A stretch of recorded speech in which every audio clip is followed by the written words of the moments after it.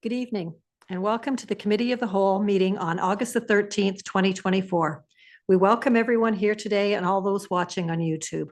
I will start with a roll call of council. I, Councillor Bryant, am present and chairing this meeting. Mayor Shantz? Present. Councillor Burgess? Present. Councillor Cadeau? Present. Councillor Grant? Present. And Councillor Schwint sends his regrets. And we have a public resolution to reconvene an open session. Do I have a mover? Councillor Cadeau, seconder, Councillor Burgess, all in favor? And that would be carried. Land acknowledgement. I want to acknowledge the land on which we live has been here from time immemorial, and that Indigenous people have lived here from time immemorial. I thank the Chinantan, also called the Attawandaron, the Anishinaabe, and the Haudenosaunee peoples who have lived here and cared for this land and who continue to share and steward this land with us. May we together learn to care for each other, our flora and fauna, and the land that sustains us. Do we have any disclosures of pecuniary interest, Council? Seeing none, we have no items to come forward from closed session, no public meetings, no presentations. We have one delegation tonight. I will review the guidelines for participating. On this section of the agenda, delegates have 7 minutes unless council or the clerk has set a different time amount. After you speak, please wait for questions from council. Once there are no further questions, you may return to your seat. You can leave anytime if you wish, or you're more than welcome to stay for the remainder of the meeting. So first, we have our Manager of Development Engineering, Lori Fox, to present the staff report, DS 28-2024, Site Alteration Bylaw 86-2020 Update. Lori?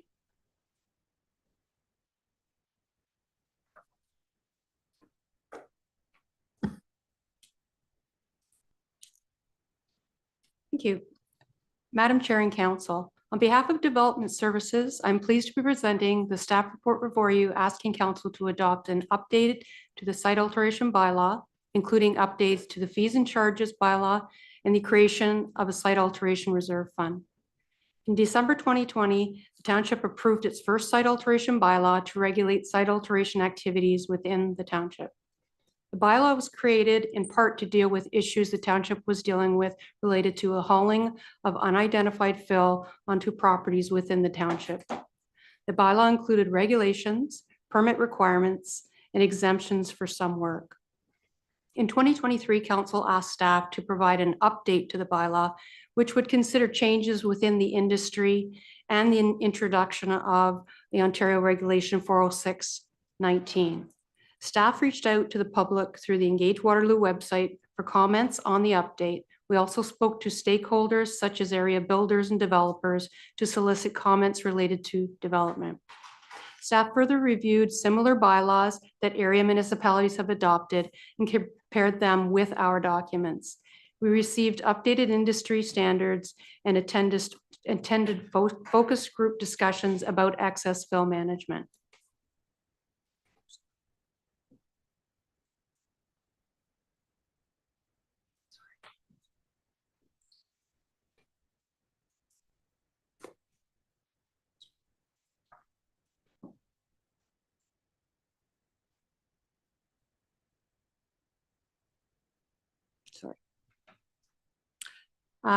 Throughout the community engagement, received 3 key responses from the public and stakeholders. They were related to fees, communication, and fill volumes with respect to permit exemptions. Staff are proposing changes to the bylaw included in the report and attached draft of the bylaw. The changes reflect comments received and changes within the industry related to site alteration and its effect on private properties, municipal infrastructure, and the environment. These changes include updated definitions and general housekeeping of the bylaw language, the addition of defined permit types and updated fees, and further land size exemptions that assist large landowners, specifically agricultural landowners. Oversight for site alteration projects such as soil quality, haul route planning, and operator security and insurance remain in place. Project-based engineering requirements are included in the update and are reviewed based on the complexity of the project. Project-based permit fees will be adjusted to ensure recovery for township costs. An environmental impact reserve account will be funded through the per cubic meter fees. This reserve will be used to cover non-recoverable costs related to site alteration, including inspections, investigations, testing, peer review, and staff enforcement. Environmental impact fees are proposed at a reducing graduated basis. The more fill required for a project, the less fee per cubic meter, which makes the fee structure more fair to large-scale projects. Exemptions for permits on agricultural properties have increased from 20 cubic meters per project to 500 cubic meters per year, allowing large landowners to import soil without permits or fees, provided the fill is sourced within the township. The regulations in the bylaw would still apply. The requirements for the soil quality to match what they're using it for. Staff are working on updates to the township webpage, which will include information on site alteration and the bylaw. A dedicated email addresses the public, assist the public in obtaining subject-specific information from staff well-versed in the bylaw and its requirements. Staff are recommending that council adopts the attached site alteration bylaw, fees and charges bylaw, and direct staff to create a site alteration reserve account funded by environmental impact fees. At this time, I would be happy to address any questions. Thank you, Lori. Council, do we have any questions? Seeing none. Now we will invite our delegate, Kelly Schwint, to present to us. Please begin when you're ready, Kelly.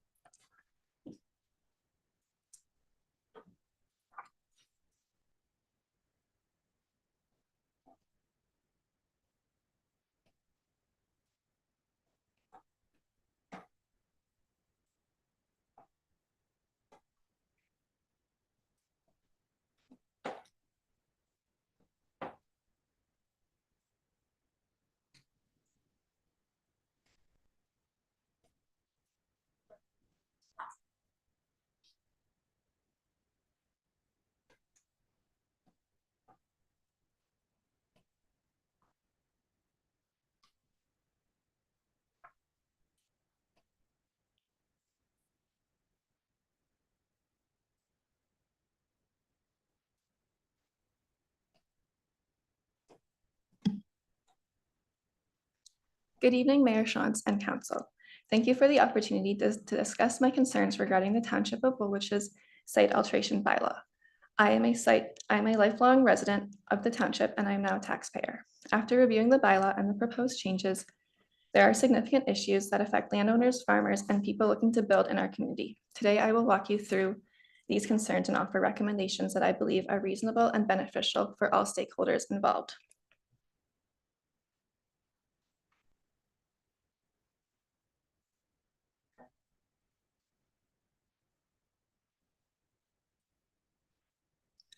Before diving into the specifics, I'm going to start by highlighting the key issues I see with the current site alteration bylaw. First, the bylaw does not promote land rehabilitation. It is failing to offer incentives for landowners who wish to rehabilitate their land. Instead, the EIF or tipping fee makes many projects not economically viable. Secondly, the bylaw is not simple. It is filled with administrative hurdles that make it difficult for landowners and developers to comply without significant expense and effort, yet the requirements aren't adding value or protection for anyone. Further, this bylaw speaks to requiring a minimum $5,000 deposit, yet then also has a $2 per cubic meter EIF. This seems like a duplicate cost. Critically, the bylaw operates as a tax rather than a fee. The charges imposed do not correspond to any direct service provided by the township, essentially functioning as a revenue generating mechanism rather than a fee to recoup reasonable costs. Finally, it appears the bylaw was written primarily to prevent hazardous dumping, which is important, but the result is a bylaw that discourages all site alterations. Currently, the township imposes a $2 per cubic meter fee on all site alterations. While this may seem modest at first glance, the cumulative effect is considerable. For example, removing fill during the excavation of a standard house foundation results in a $1,000 fee. with no additional service provided by the township.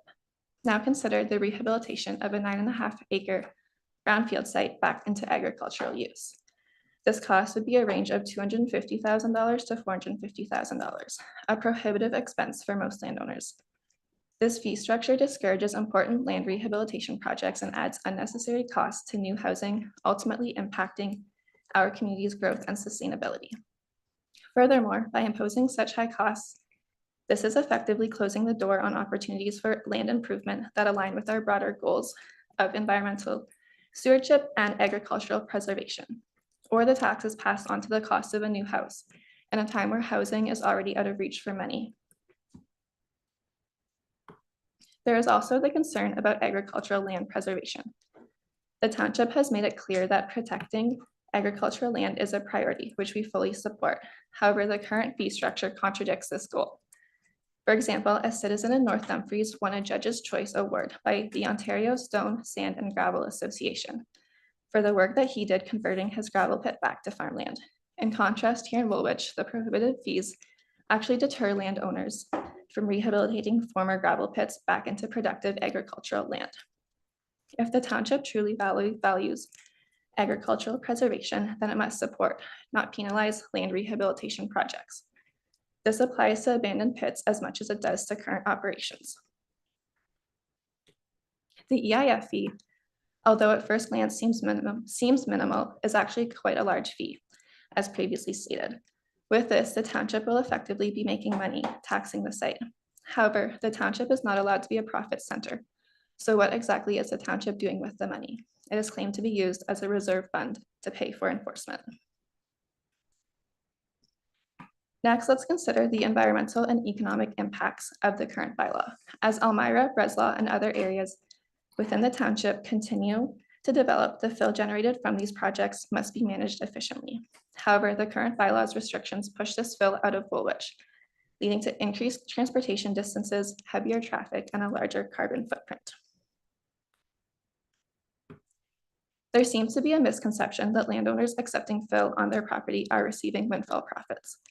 While it's true that some cases involve payments, the value or benefit accrued is because of making the land more productive.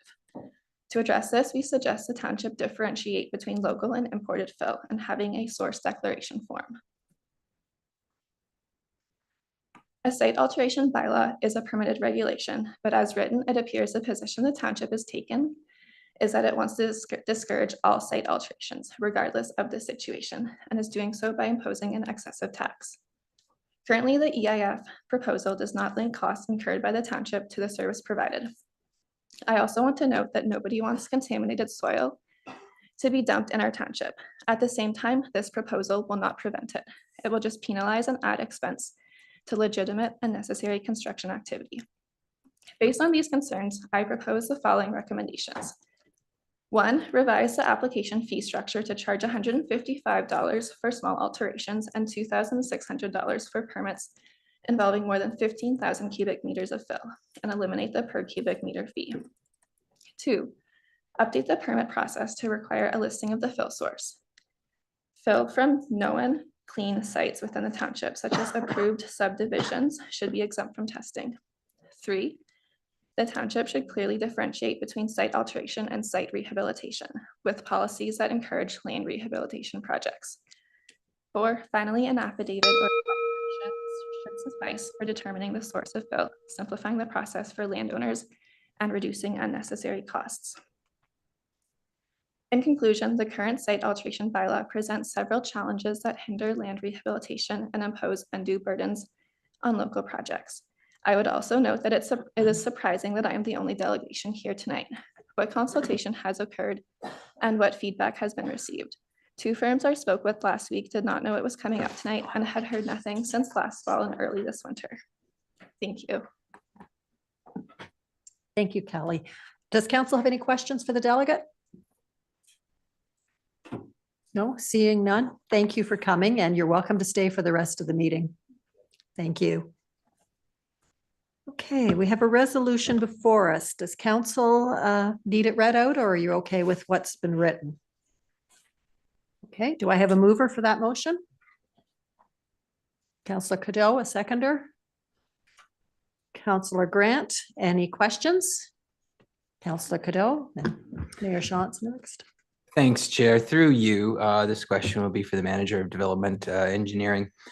We heard from the delegation that site rehabilitation is a concern. Would there be potential for exemptions for somebody wanting to do a site rehabilitation, bringing in lots of, say, fresh topsoil under the new policy? Thank you. Through the chair to the councillor. When we talk about rehabilitation projects, those are typically large scale site alteration projects.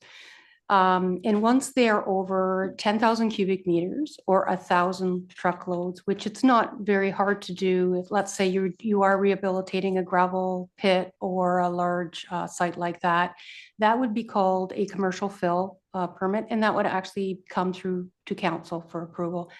So it would be up to council. You could waive some of the requirements if you wanted to.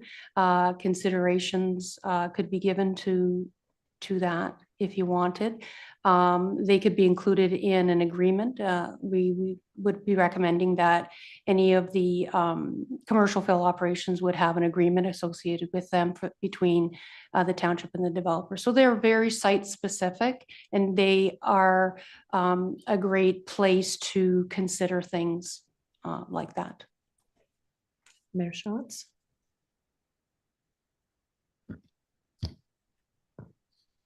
So I'm trying to put in perspective her presentation with the volumes. When she said a small family farm, or she said a family farm, I guess not small, where it would cost almost $500,000 to rehabilitate a gravel pit. Can you put that into context of the policy?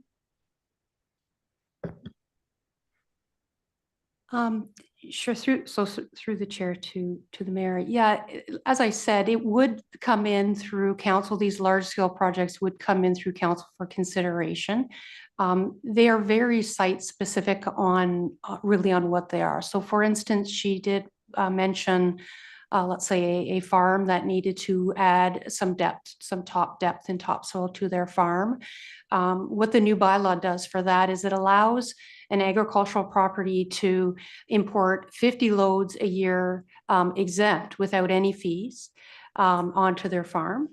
And then beyond that, and they can do that each year. So they can choose if they like to take a project that there's an area of their farm that required maybe 2 or 3 times that amount. They could spread it out over a few years if they chose to do that.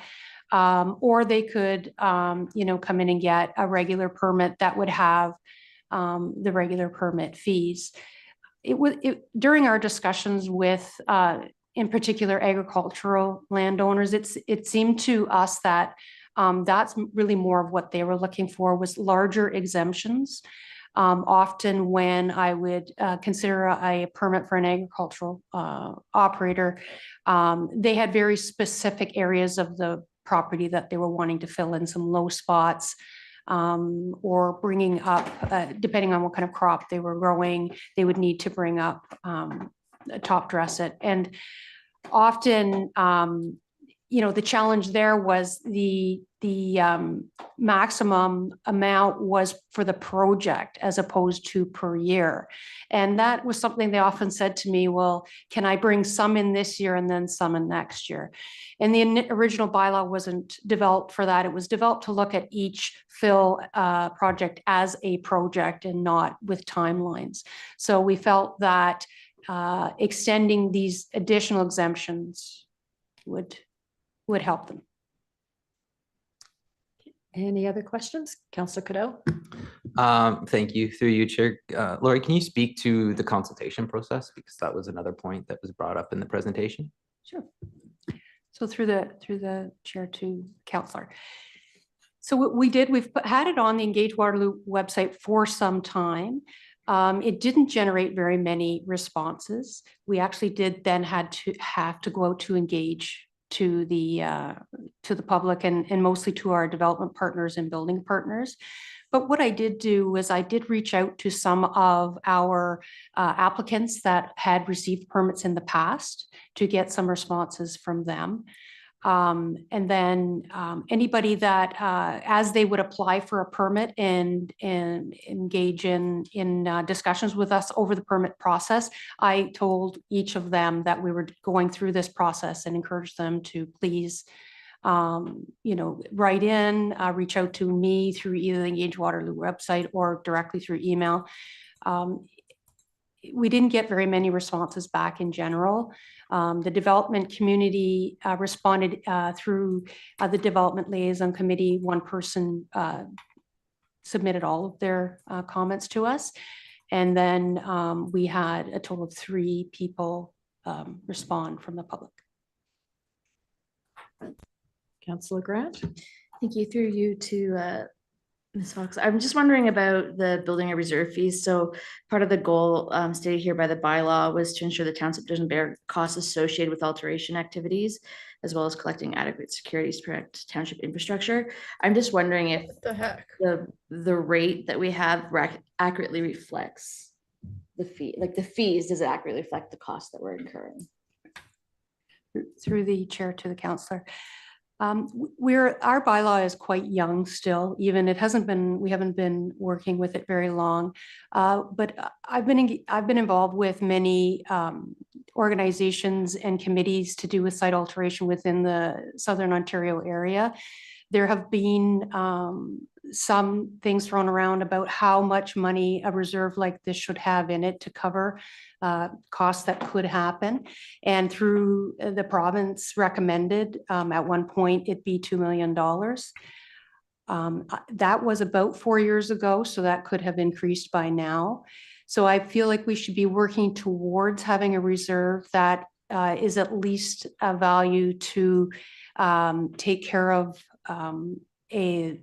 removing some contaminated fill, which is very expensive to remove contaminated fill. And also often our operations department deals with fill that's just been dumped on our roads.